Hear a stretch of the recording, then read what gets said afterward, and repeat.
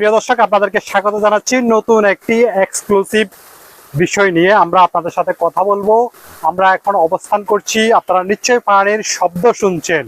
এই পানি যেদিকে শব্দ করে বয়ে যাচ্ছে সেদিকে তার ক্ষত চিহ্ন রেখে যাচ্ছে।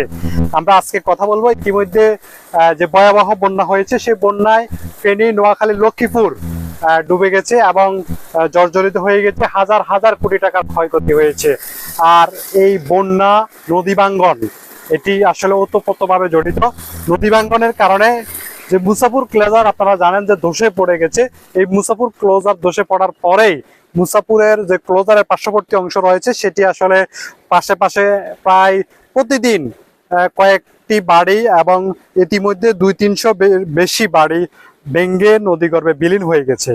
এর পাশাপাশি মুসাপুর, রামপুর, কোম্পানিগঞ্জ, চরফকিরা এবং ফেনীর সোনাগাজীর একটি অংশে ভাঙ্গন দেখা দিয়েছে।